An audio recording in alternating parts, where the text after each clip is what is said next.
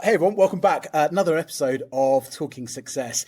I've had some pretty influential guests on the podcast over the years, as you probably will be familiar with, the likes of Brett King and Chris Skinner and David Birch. But there was a fourth one, the fourth musketeer that I'd missed. I hadn't managed to get him on, and then I saw a photo of him I think it was in Saudi, at one of the events, and he was alongside Chris, Dave, and Brett. And I thought, right, now's my opportunity. I've got to get this guy on the podcast. So, ladies and gentlemen, boys and girls, I'm delighted, really delighted to have Jim Marous, because I've checked the pronunciation of his surname and I've got that correct, on the podcast today, all the way from the United States of America. Jim, it's truly an honor to have you on. You're a seasoned podcaster, so I'm going to learn a few bits from you. You can just look at your background and tell you this is not your first rodeo.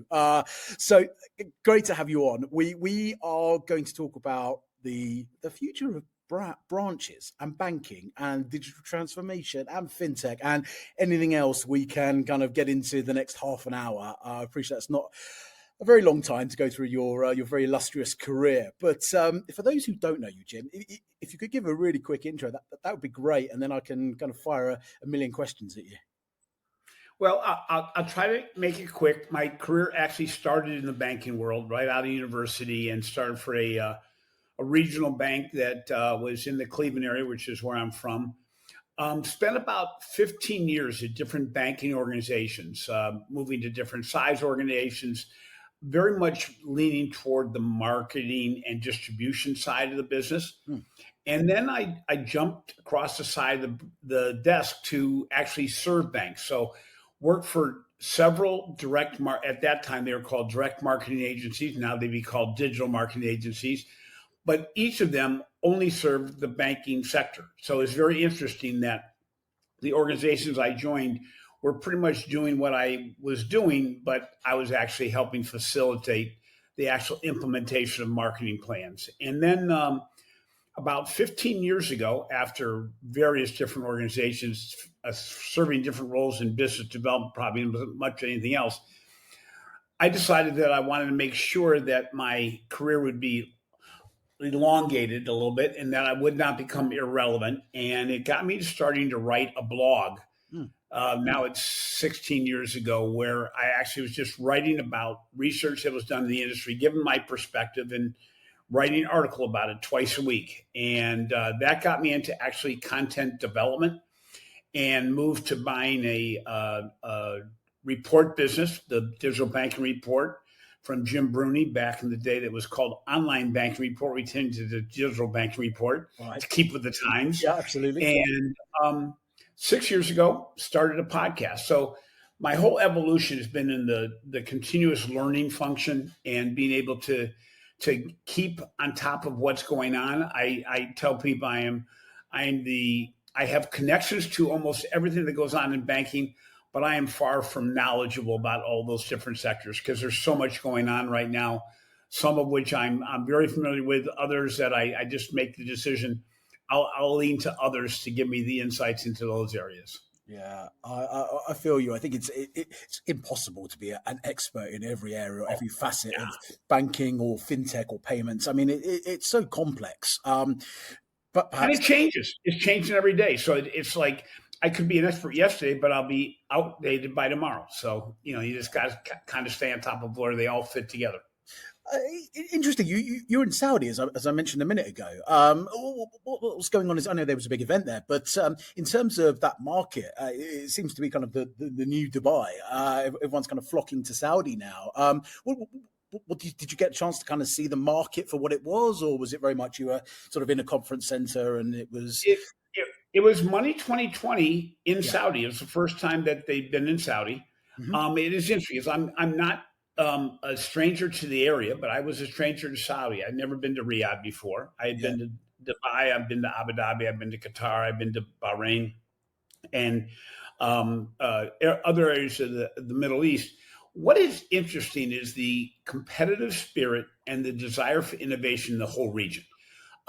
It doesn't take very much questioning or research to find that the whole area competes with each other extraordinarily strongly. Each one has its own assets, its own liabilities, what it's trying to do in the marketplace. But everybody wants to get in on the AI game, the fintech game, the banking game, the money game. And Dubai has a little bit of an advantage in certain ways in that they're ahead of the game. But I've been in Abu Dhabi and now in Riyadh and been to Bahrain, and it is interesting how they all continue to leapfrog each other, but with a major difference compared to the United States in that there seems to be an extraordinarily strong learning desire by the government. So they are trying very much to position themselves as very open to what's going on in the marketplace, trying to build new regulations, new compliances that make it so that they can really innovate at scale and at speed. And it's really refreshing. I mean, the desire to learn to me in any region is one of those assets that you don't always see. But when you see it among the government officials, it's really exciting because a lot can happen when the governments are all pulling in the same direction to move the marketplace forward. And it was a great experience. Great to meet up with, as you mentioned, some old friends. We haven't been in the same event together for quite some time. Sure. The old guard, the OGs, as we call them. And, we didn't have them all there. We have a few more that we would have brought together if we could have. But, it's great when we all can get together. Yeah, it looked great. I must say, I did chuckle when I saw that picture.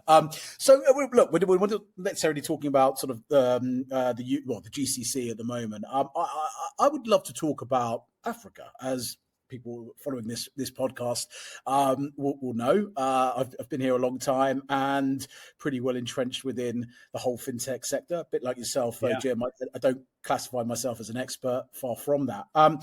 And I've been working on projects with some of the incumbent banks on kind of the bank of the future and what the branch of the future may look like. And I would love to get your perspective from other markets. So you mentioned Saudi, but you mentioned the US and you mentioned Europe and the UK.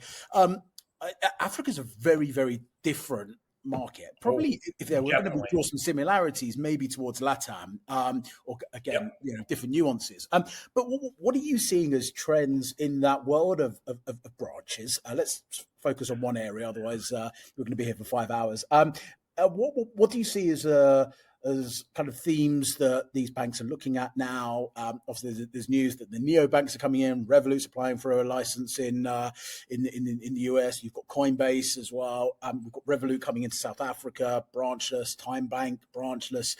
What are you seeing then? The future is definitely digital and not branch based. The challenge is each region is different in the way the consumer has through time use branches. So one reason why the UK and the US are behind the scaling of branches being less dominant is because the consumers expect them, especially in the US, even more than Canada or any place else in North America. I think you find that the reason why organizations have not scaled back their branch networks the way other regions have is because of the legacy nature of the banking system.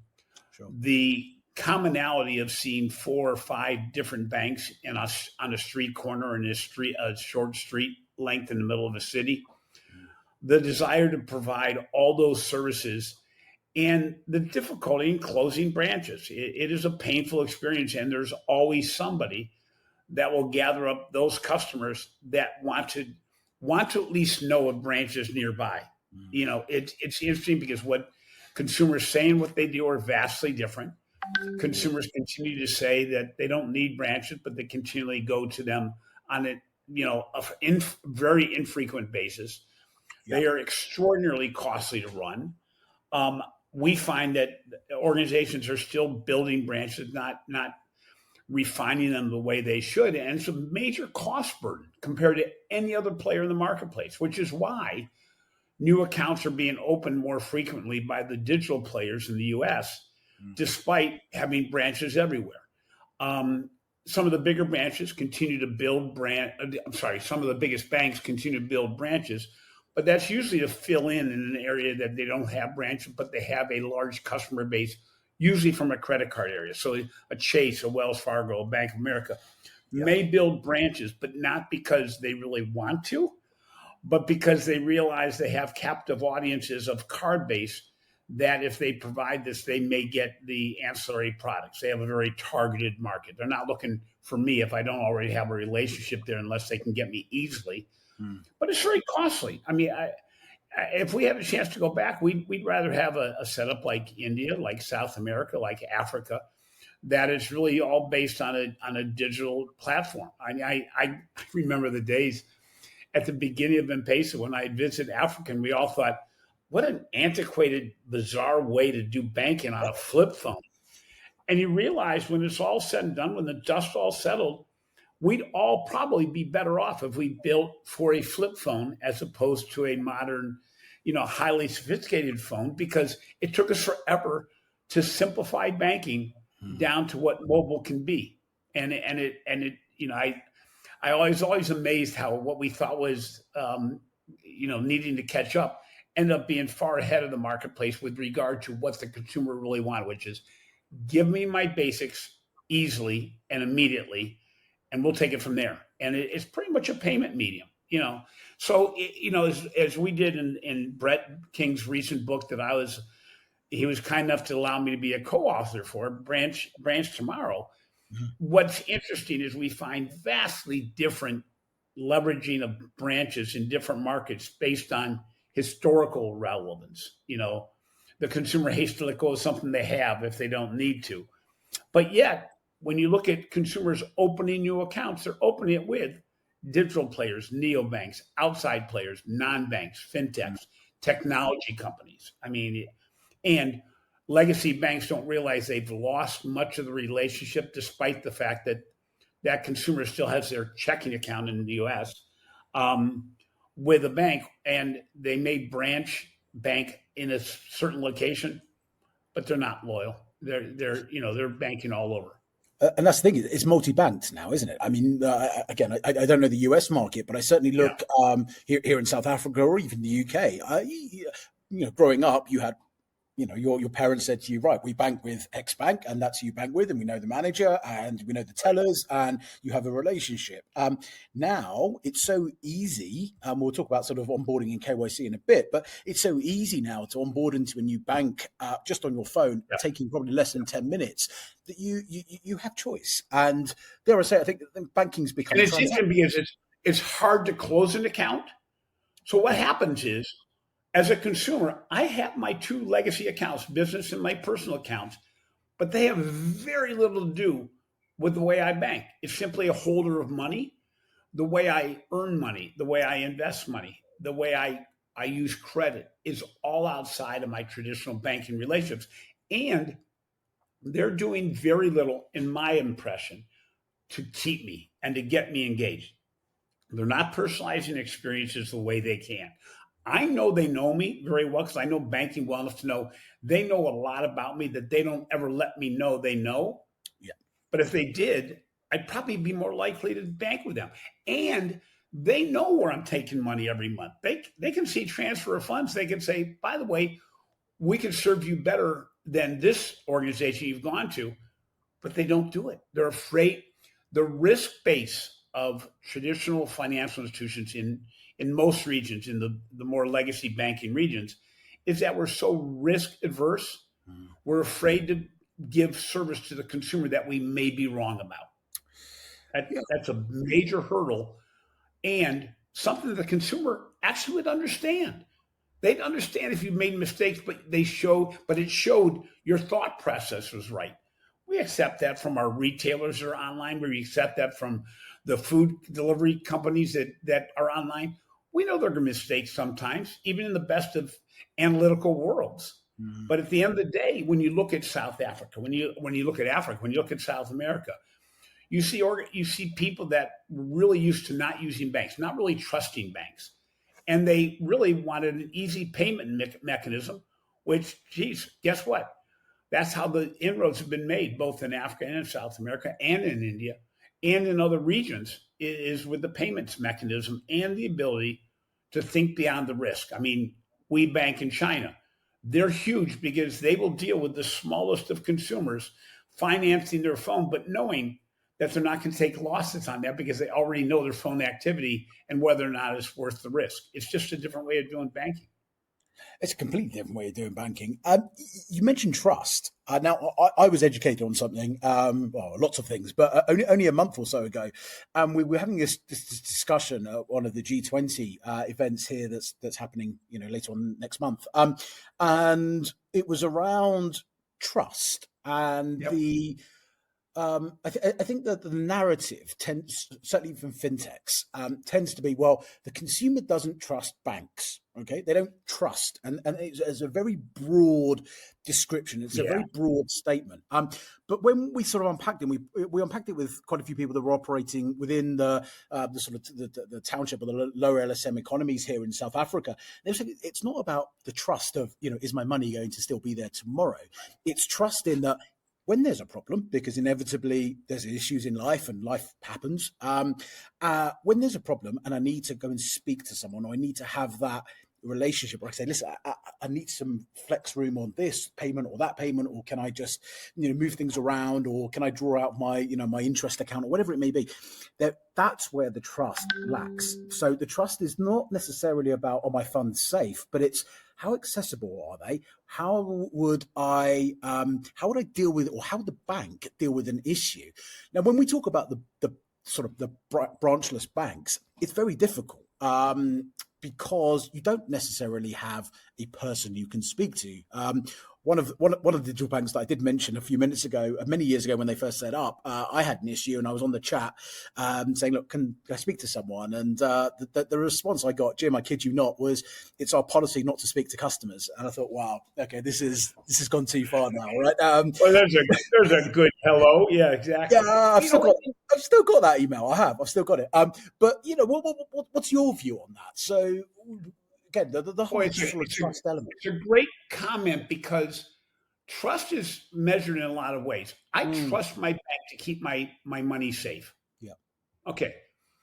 I would trust that of the fintechs. And Brett and I were just talking about this when we were in Riyadh together, not to name drop, but we did, and said, it is interesting to see that 7 years ago, everybody was really tentative about that digital bank. Should I really put be it Monzo or be it Revolut or be it any of the US Chime or anybody else? But what's interesting, over the last 7 years, the trust level of those organizations, because they've been around for a while, is now up to where banking is saying, you know what, I trust them now. They're going to be around. I'm not worried about my money going bad. But now our expectation of trust is increasing, because everybody's becoming very used to the ability to use data for better answers.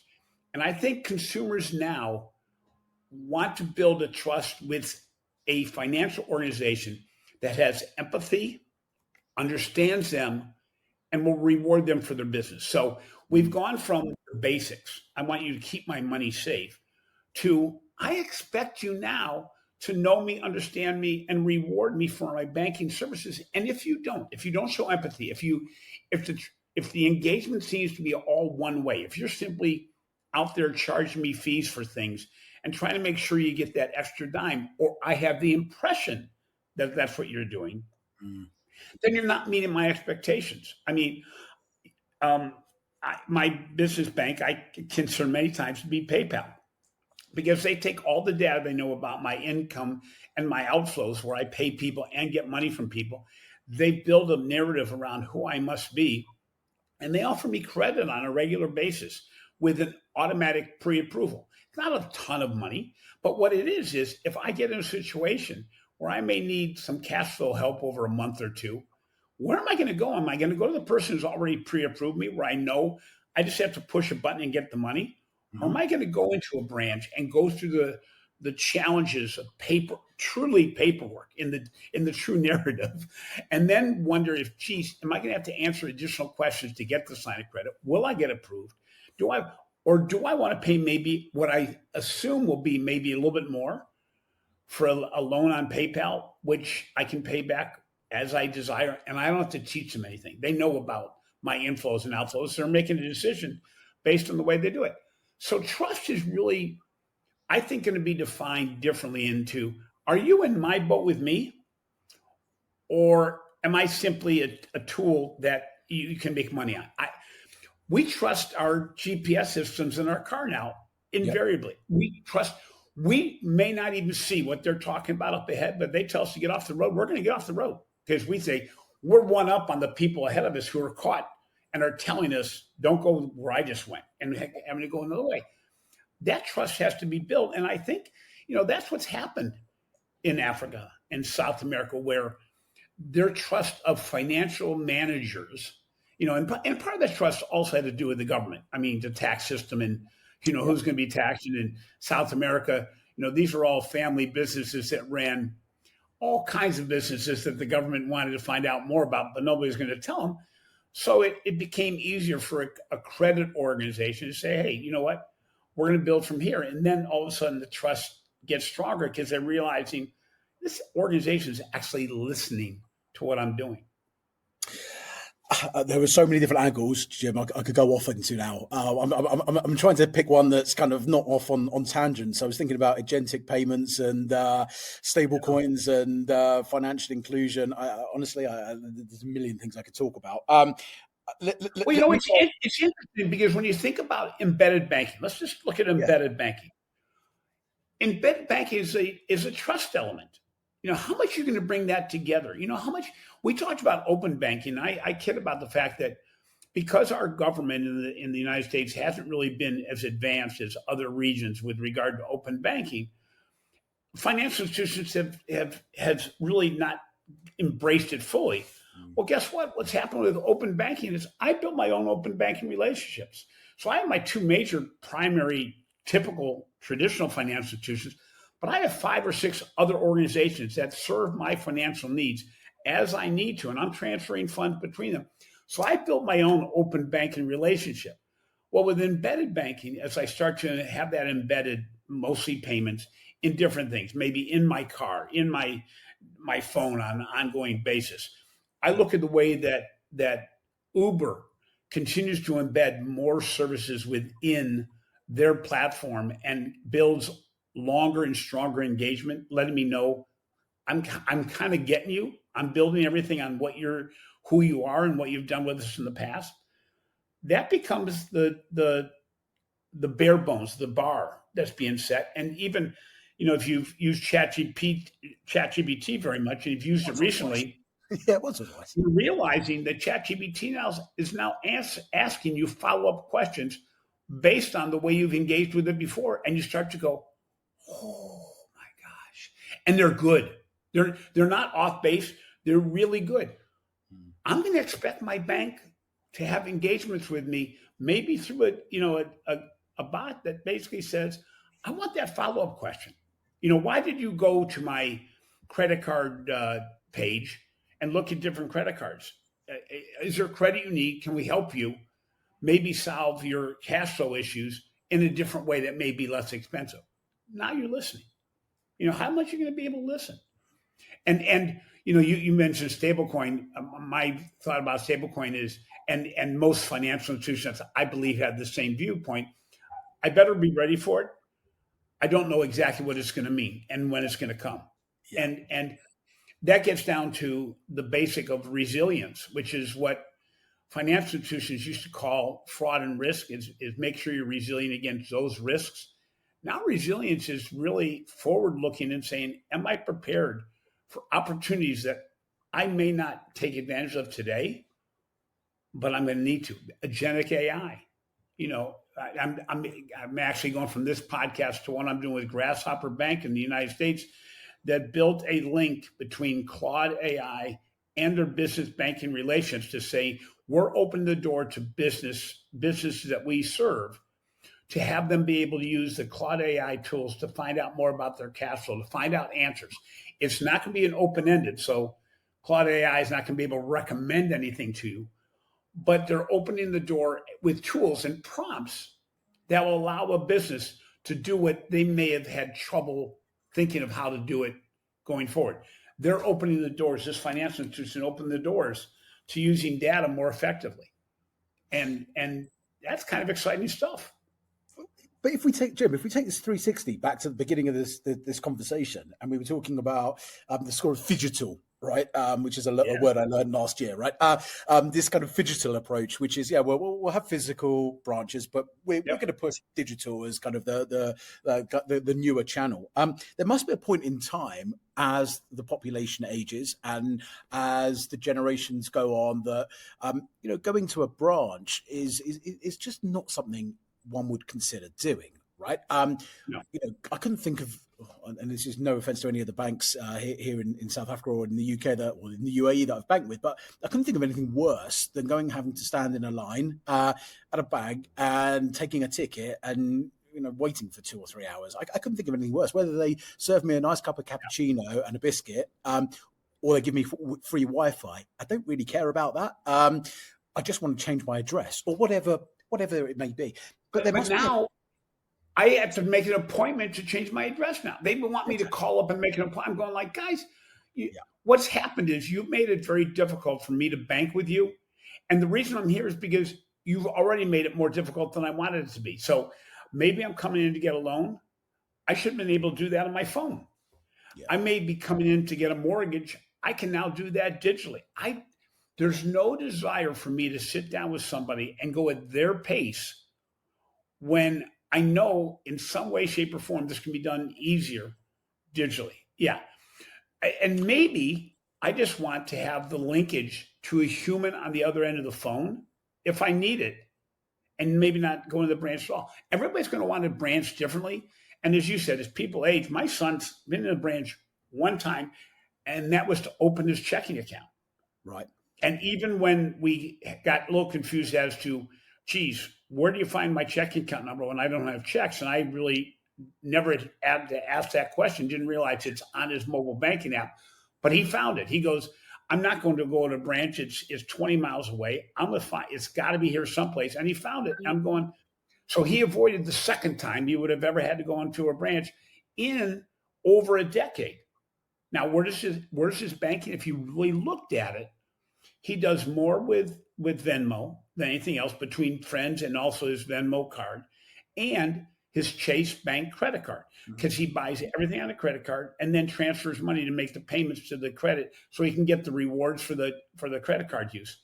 Reality is they're finding ways to avoid branches. And mind you, when he gets a mortgage, he may want to go in to see somebody, but it still should be a digital process. It shouldn't be 85,000 pages.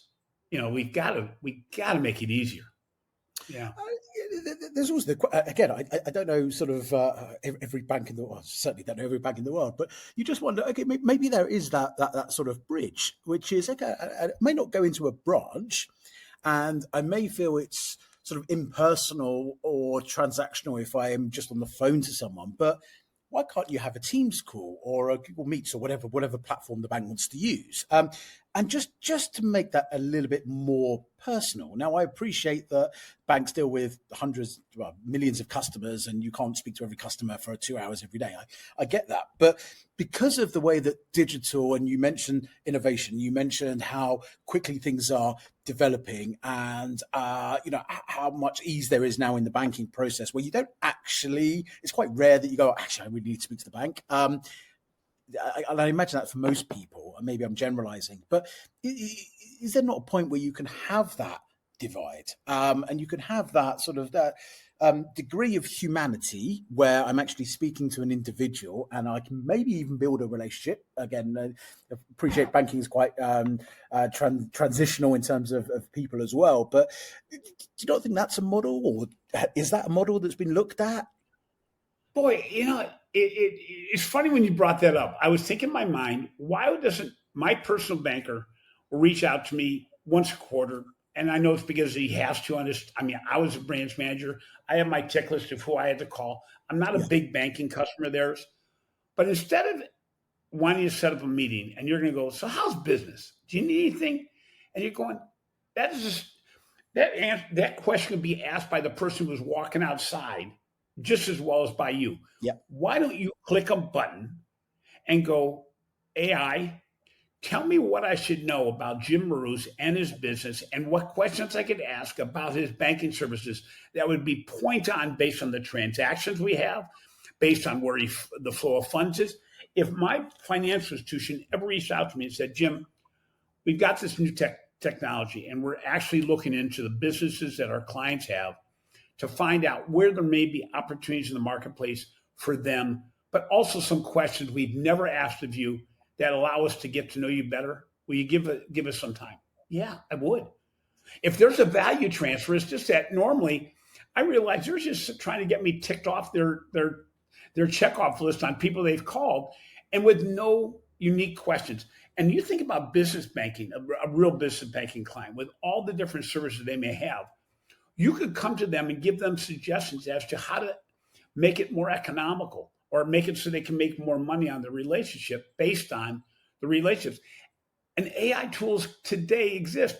I mean, you prepared for your podcast that using AI. I use AI to talk about who are the people I'm going to be interviewing, what are the services they have, what questions should I ask, and they're almost always probing deeply into what I would love to know to educate me more. And then if you save that information, God forbid a bank should save the information, but they saved it, you're getting closer to agentic AI where you can say, we now know more based on the answers you give us to questions and what you've done, that we now found a person in our organization that especially he or she knows your business inside out. We have 5 clients that have the exact same business model. We'd love to get you together for a lunch sometime. This is not rocket science, and it's not going to make me feel uncomfortable. It's not going to make me feel like you. And I can always say no. It's still authorized by the consumer, but we're talking about technology that's already there, and that consumers are getting immensely used to. And so, as consumers realize that on their Amazon account, you're not having to scroll anymore because it points to the things that they know you're going to want what you're looking for in the first page. I kid about the fact I say above the fold for anybody that's remembers old newspapers. That was a big thing at one point, having to get your ad above the fold. But the reality is, if you don't have to scroll, think about Google. You don't scroll very much anymore, unless now with AI generating the first answer. Absolutely. The consumer wants that simplicity, but they want it from an intelligent foundation. Don't start from scratch every time. No, it's fascinating, right? Because I think the banks, as you mentioned, are so risk adverse and so focused on compliance and so focused on regulatory controls, and they're worried. And I know this for a fact. The banks are worried that they're going to be giving financial advice through a bot or through AI that they don't have necessarily eyes on all the time. There are various processes in banks, certainly here in South Africa, where a document needs to be looked at with 2 sets of eyeballs before it then gets. And then this happens daily. There's floors of people in Santander that are doing this, daily. You go, this could be automated. This could be done so much easier and quicker. And okay, the job side, but it's another conversation. But one point you made, and I appreciate we're slightly running over time, but one point you made, which I thought that's a genius idea, which is if you're a bank and you've got a customer. So my primary business, we're a research firm, so we rely on people hiring. If my bank could go, hey, listen, we know you operate in the fintech sector, and we've identified that 6 companies that operate in that sector have added 2 or 3 people to their payroll in the last 2 months, which is a kind of signal for them to grow. Can we get you into a room, or can we set up something? Because they're helping me grow, they're helping the other company on the other side kind of get more talent, they're generating more fees because there'll be more transaction. Everyone wins, but no one's doing it. No, and it's not rocket science. Again, if you're allowing me to make the final decision on any of this, if you're allowing me to say, no, you're wrong, that answer, you're wrong, becomes valuable. I go back to ChatGPT. When I ask it to give me options for titles for podcasts, and it doesn't come up with I want, I go, okay, how about this set? And they finally come up with one I like. I make sure I tell the 3 tools I use, all 3 of them, which one I picked and why, so that they all get smarter, not by saying, gee, he wasn't happy with this. Why wasn't, they don't know why I wasn't happy. And now I'm finding myself actually telling them which one I select so they can see where my mind works, because I know they're going to build from that. Once you get used to the game, if you want to call it that, what's interesting is what are we talking about here? We're talking about trust. Yeah. Again, because if I can have this dialogue, and if you can take action based on the dialogue, that's better than it would have been without it. My trust has gone up. All of a sudden, my belief in my financial institution, while it still may not be that I want them as my investment counselor, I may realize that, you know what? Of all the people in this world that know my business, they know it better than anybody. So maybe you simply let your kids know, by the way, if something happens to me, here's a person to tap on the shoulder. The reality is right now, the person I have my son tap on the shoulder is not either one of my banks. It's our financial advisor, but he has a hard time understanding what the banks are doing. But again, it's where, as you build that dialogue, as you build engagement, whatever it may be, your trust goes up. I now trust Uber to make recommendations on restaurants because they know where I've gone to eat. They know where I take an Uber to eat. They know where I stay. They know what hotel chains I use. They made a partnership with Delta, so they now talk to me before I get off the plane saying, we got a car ready for you if you want one. It's going to take us 4 minutes to get one. You just got off your Delta plane. That integration insight doesn't add value, but adds trust that they know me. I mean, Delta Airlines and many airlines now do it. Tell me where my bag is if I check my bag. Oh, by the way, your bag got on the plane. My trust level went up. When I get on an airline that doesn't tell me, my trust level isn't there yet. You raise the expectation. The expectation keeps going up, right? Because that's what the competitors are doing, or anything else. I was going to. We haven't got time, but I was going to talk to you about what I read about over the weekend. Prediction markets. The whole sort of new DeFi trend of prediction markets. Going, I don't know. I'm not sure about that one. That's what I just read about that today. I did not know the prediction markets until there was an article that came out today that said it's putting some of these gambling companies out of business, simply making predictions. I'm still reading about that one. I'm on the fence at the moment, whether it's gambling or it's trading or it's derivatives. I'm sorry. While I shouldn't be, I'm still on the fence with Bitcoin for the same reason. I go, geez, I don't know. I don't control enough of that. Mind you, I don't control any of it. But the reality is I'm not too sure until I know who owns the most and what country and what, who they are, I'm always under the impression that somebody's got control of this beyond where I can ever, I'm going to be a pawn in their game. It's got to be luck, only luck. Yeah. So, wow.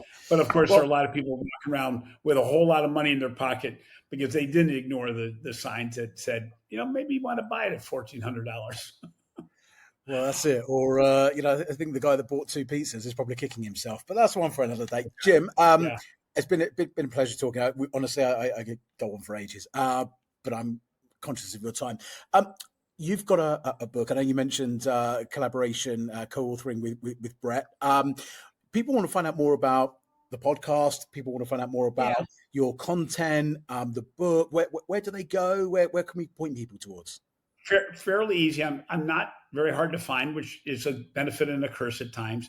Yep. I really deal in the retail banking space. So whatever is customer facing, whoever touches the things that touch the customer, I'm really deep into. I'm less deep into compliance, legal, things in the back office, even operations, even though I'll touch upon that as it impacts the consumer on the outside. But I'm pretty much consumer facing retail banking. You can see me, I write for the Financial Brand. I do webinars and podcasts with Banking Transform Podcast, which publishes at least one, usually 2 to 3 podcasts a week on something having to do with retail banking. And I'm fortunate enough to be able to travel globally and speak on the topics that I believe in, which right now we talk about technology the most, but my takeaway at most conferences right now is it's about leadership. The going forward is based on more leadership than anything else. If an organization does not have a leader that is willing to step out of the past and moving toward the future, which is very difficult for most leaders because they've gone through 20 or 30 years of training and never had a bad week. In fact, they're surrounded by people that all pat themselves on the back because they're doing a really good job. but is it optimal for today's marketplace? Will they be willing to embrace the change that's necessary? It really is not the technology that's available, because it's available to everybody at every size organization. It's whether or not the leaders are going to be willing to get out of their own way and look at banking in a different way with different lenses from the standpoint of risk, reward, and where you put your priorities. So that's pretty much where I'm coming from. It's you can listen to one or two podcasts to get a good feel for my personality, but also what I believe in. And I'm probably, Brett is the futurist, man. He's got that nailed. Chris really delves deep into banking as it always was, and it's becoming. He's written so many books on the topic. I've never written one. I've written a chapter now. But at the end of the day, I'm more pragmatic. I'm pretty much the here's what you can do tomorrow to impact your banking today, knowing that unfortunately, as you well know, it is really hard to move people off stuck. The consumers moved off stuck a lot faster than the banking world has. So can only hope the best.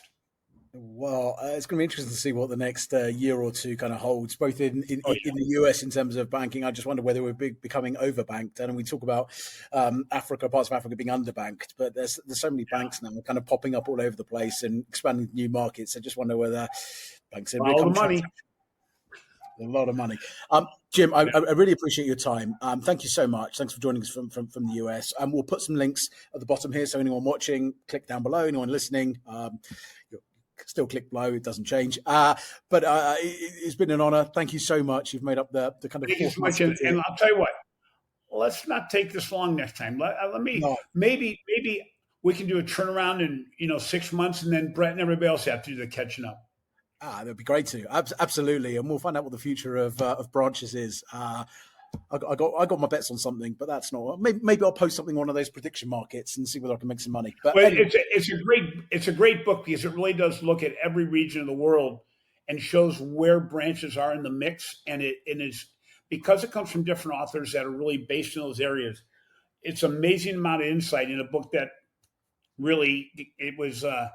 Gone Today, what is it? Branch Day Gone Tomorrow, or something like that was his first book that was a predecessor to this on branching.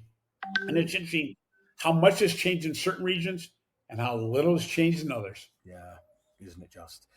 Well, I guess thank you very much. What the future holds. Jim, thank you very, very much. Have a very pleasant day, and we won't leave it another 15 years. I'll catch up with you before that. Appreciate it. Thanks. Thank you.